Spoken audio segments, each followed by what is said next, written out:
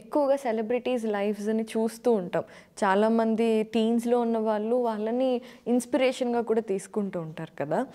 ఈ మధ్య కాలంలో అనే కాదు, అప్పట్లో పర్సంటేజ్ తక్కువ ఉంది, ఇప్పుడు కొంచెం పెరిగింది.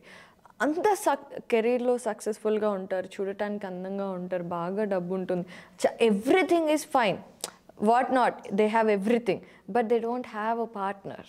మీరు సెలబ్రిటీస్ని ఉదాహరణగా చెప్తున్నారు, ఎందుకంటే కొంచెం అందరికీ తెలుస్తుంది కాబట్టి ఎగ్జాంపుల్ అందుకని. అవును, సెలబ్రిటీసే కాదు, చాలామంది అచీవర్స్ ఒక స్థాయికి వచ్చిన తర్వాత డబ్బు కానీ, కీర్తి కానీ, పొజిషన్ కానీ ఏదైనా ఒక స్థాయికి వచ్చిన తర్వాత దానికి అనుబంధంగా కొన్ని అసౌకర్యాలు ఉంటాయి, కొన్ని అభద్రతలు ఉంటాయి. అంటే ఇప్పుడు మీకు బాగా డబ్బు ఉందనుకోండి, మీరు బాగా డబ్బు సంపాదించారు, 30 ఏళ్ల కల్లా బాగా డబ్బు సంపాదించారు, మీరు ఒక స్థాయిలో ఉన్నారు. ఇప్పుడు మీ డబ్బు కోసం మీ దగ్గరకు వస్తున్నాడా, మిమ్మల్ని ఇష్టపడుతున్నాను అని చెప్పే వ్యక్తి నిజంగానే మిమ్మల్ని మీరుగా స్వీకరిస్తాడా? ఇవాళ ఉన్న ఆ గ్లిట్టర్ ఏదైతే ఉందో, ఆ తళుకులు ఏవైతే ఉన్నాయో, ఆ తళుకుల కోసమే అవతల వ్యక్తి మనని ఇష్టపడుతున్నానంటున్నాడా? ఈ తళుకులు లేని రోజున కూడా ఇదే ఇంత ప్రేమని నా మీద చూపించగలుగుతాడా? ఈ కమిట్మెంట్ని చూపించగలుగుతాడా? ఇలాంటివి ఎవరు సమాధానం చెప్పగలుగుతారు కదా? వాళ్ళని ఎంతవరకు నమ్మచ్చు? ఇలాంటి ప్రశ్నలు కొంతమందిలో ఉండుండొచ్చు. అలాగే మీరు ఇందాక ఒక సందర్భంలో ఉన్నారు కదా, బిట్టర్నెస్.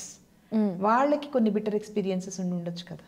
వాళ్ళ జీవితాల్లోకి మనం తొంగి చూడలేము, చూడాల్సిన అవసరం కూడా మనకి లేదు, వాళ్ళ వ్యక్తిగత జీవితాలు అవి. కానీ ఎవరి లైఫ్కి సంబంధించినటువంటి బిట్టర్నెస్ వాళ్ళలో ఉండుండొచ్చు కదా. ఆ బిట్టర్నెస్ని ఓవర్కమ్ చేయాలి అంటే అలా బిట్టర్నెస్ చూపించని వ్యక్తి రావాలి. అలా రావాలిగా, అలా దొరకాలిగా. అలా దొరకాలి అంటే చూడగలగాలిగా, చూసే మెంటల్ సెట్ ఉండాలిగా, మానసిక సంసిద్ధత ఉండాలిగా. వాళ్ళకి ఒకటి కాకుండా అనేకమైనటువంటి బిట్టర్, మోర్ దాన్ వన్, అనేకం అన్నది మరీ ఎక్కువ పదం అనుకోండి, more than one bitter experiences ఉన్నాయి అనుకోండి. అలాంటప్పుడు ఎవరి మీద నమ్మకం ఉంటుంది? అందుకనే అన్నాను, ఒక ఇన్సెక్యూరిటీ, ఒక అభద్రత ఎప్పుడైతే క్రియేట్ అవుతుందో దానితోటి అనేక సందేహాలు, సందిగ్ధతలు ఉంటాయి. మరి వాటికి సమాధానం ఎవరు చెప్పగలుగుతారు? అలాగే వాళ్ళకి సోషల్ సపోర్ట్, అంటే ఫ్యామిలీ సపోర్ట్ కానీ, సోషల్ సపోర్ట్ కానీ ఉందనుకోండి, వీళ్ళకు అంతో ఇంతో సహాయపడగలుగుతారు. అలాంటి సపోర్ట్ అందరికీ కూడా ఉండకపోవచ్చు కదా, కొంతమందికి అంత సపోర్ట్ ఉండకపోవచ్చు కదా. వాళ్ళ సంగతి ఏంటి? వాళ్ళు ఎవరిని నమ్ముతారు? మనం చాలామంది, మీరు సెలబ్రిటీస్ అనే కాదు, అచీవర్స్ చాలామంది లైఫ్లో ఈ ఒంటరితనం ఎందుకు ఉంటుంది? అందరికీ ఉండదు. చాలా majority of them are highly successful. Family life అదంతా కూడా చక్కగా మంచి సంతోషంగా ఉన్న వాళ్ళు ఎంతోమంది ఉన్నారు, ఎన్నో ఉదాహరణలు ఉన్నారు. కానీ అలా లేని వాళ్ళు కూడా ఉన్నారు కదా. అలా లేని వాళ్ళ విషయంలోనే లోన్లీనెస్ ఎందుకు వస్తుంది? అభద్రత వల్ల, కొన్ని వాళ్ళకే ఉన్నటువంటి సందేహాల వల్ల, సందిగ్ధతల వల్ల, వీటన్నిటి వల్ల వస్తుంది కదా. సో ఆలోచన పరంగాన, అనుభవం వలన, జరిగిన అనుభవాల వలన, లేదా ఆలోచనల వలన, ఇది కూడా మనం ప్రశ్నించుకోవాలి. ఒక స్థాయికి వెళ్ళిన తర్వాత అక్కడ ఆ స్థాయి నుంచి దానికి సరిసమానంగా ఉండేవాళ్ళు ఉండడం ఒకటి, నిజం ఒకటి. రెండోది ఉన్నారు అని వీళ్ళు నమ్మడం ఇంకొకటి. ఉండడం ఒకటి, ఉన్నారు అని నమ్మడం ఒకటి. సో ఈ రెండింటి మధ్య కూడా మళ్ళీ ఇన్కాంగ్రియన్స్ ఉందనుకోండి, ఆ రెండింటి మధ్య గ్యాప్ ఉందనుకోండి, అలాంటప్పుడు మరి సరైన వాళ్ళు దొరకరు కదా, ఒంటరిగానే ఉండాలనుకుంటారు కదా. చాలామందికి మీరు అన్నట్టుగా చాలా అచీవర్స్ ఉంటారు, లేదంటే కామన్. ఇప్పుడు అసలు చాలామంది ఎక్కడి నుంచో ఒక విలేజ్ నుండి వచ్చి ఒక మంచి పొజిషన్లో ఉన్న వాళ్ళు చాలామందిని చూస్తున్నాం. ఎంటర్ప్రెన్యూర్స్గా ఎదిగిన వాళ్ళని, ముఖ్యంగా ఉమెన్ చాలా సక్సెస్ఫుల్ అవుతున్నారు.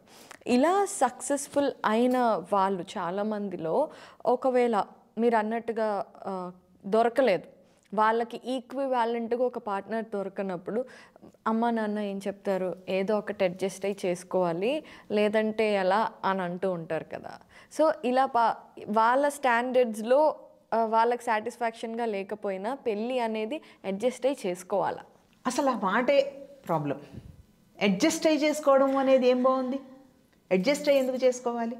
చేసుకుంటే మనస్ఫూర్తిగా చేసుకోవాలి, ఇష్టపడి చేసుకోవాలి, బాగుండాలి అనుకొని చేసుకోవాలి. Adjustment may be an integral part. Correct. Adjust అవ్వాలి అని చేసుకోవడం వల్ల సమస్యే కదా. అసలు ఆ మాటే సమస్య కదా. నువ్వు అడ్జస్ట్ అవ్వు అన్నప్పుడు అంటే ఏంటి? మనసుకి ఇంకా ఇష్టం లేదు, అక్కడ క్రియేట్ కాలేదు. క్రియేట్ చేసుకుని చేయడము అంటే నేను అడ్జస్ట్ చేసుకున్నాను, ఇదే కదా మనిషిని వేధించేది. ఎప్పుడైతే నేను అడ్జస్ట్ చేసుకుంటున్నాను అన్న ఆలోచన వచ్చిందో అదే సమస్య క్రియేట్ చేస్తుంది కదా. ఇష్టపూర్వకంగా చేసుకోవడం వేరు, అడ్జస్ట్ అయిపోయి చేసుకోవడం వేరు. తర్వాత మీరు ఇందాక ఇంకొక మాట అన్నారు, ఒక స్థాయికి వెళ్ళిన తర్వాత వాళ్ళ స్థాయికి తగ్గవాళ్ళు అంటే, ఇందాక నేను చెప్పాను కదా, దానికి స్థాయికి తగ్గవాళ్ళ కాదా అనేది ఇండివిజువల్లీ డిటర్మిన్డ్. అవును. ఒక వ్యక్తి దగ్గర ₹1,00,00,000 ఉండొచ్చు, అవతల వాడి దగ్గర ₹1,00,00,000 లేకపోయినా ఈ ₹1,00,00,000ని అసలు నాకు అదొక లెక్క కాదు, నాకు నువ్వే కావాలి, నువ్వు మనిషివి కావాలి, నీ ₹1,00,00,000 కాదు నాకు ఇంపార్టెంట్ అని అన్నాడు అనుకోండి. వాడి దగ్గర రూపాయి లేకపోయినా అమ్మాయి చేసుకోవాలని అనుకుంటుంది కదా. నాకు ₹1,00,00,000 ముఖ్యం కాదు, నువ్వే ముఖ్యం అని అన్నవాడిని చేసుకోవాలనుకుంటుంది కదా. ఇక్కడ మరి ఎక్కడ స్థాయి ఏది? అబ్బాయికి స్థాయి లేదు కదా మరి అక్కడ, అయినా ఎందుకు చేసుకోవాలనుకుంటుంది? మనసుని బట్టి. దీన్ని అందుకనే అంటున్నాను, కొన్ని మనం పెట్టుకునే పారామీటర్స్ని బట్టి ఉంటుంది. ఎందులో మనకు కావాలి కంపాటిబిలిటీ? డబ్బులో కావాలా, స్థాయిలో కావాలా, అందరిలో కావాలా, ఎందులో కావాలి కంపాటిబిలిటీ? అంటే మనం కోరుకోవడం, వాట్ ఆర్ అవర్ డిటర్మినెంట్స్? నేను ఒక అమ్మాయి, అది ఇండివిజువల్లీ బేస్డ్ కదమ్మా, కస్టమైజ్డ్. ఏ ఇద్దరికి ఒకటే ఉండకపోవచ్చు. ఒక అమ్మాయి కోరుకునేవి తన భర్తలో ఒకటి ఉండొచ్చు, ఇంకొక అమ్మాయి కోరుకునేవి ఇంకొకటి ఉండొచ్చు. దానికి మనం ఎంత విలువిస్తున్నాం? అడ్జస్ట్ అవ్వు అని చెప్పడానికి ఇందాక మనం అనుకున్నాం కదా, మనం కోరుకున్నట్టే అవతల వ్యక్తి 100% ఉండాలని అవకాశం ఉండకపోవచ్చు, 100% ఉండకపోవచ్చు, చాలా వరకు ఉండొచ్చు, కొంతవరకు ఉండొచ్చు. కానీ ఈ ఇద్దరి మధ్య ఒకళ్ళ కోసం ఒకళ్ళు బతకగలిగే, ఒకళ్ళ కోసం ఒకళ్ళు అడాప్ట్ చేసుకోగలిగేటువంటి ఆ సామరస్యం ఒకటి ఉందా?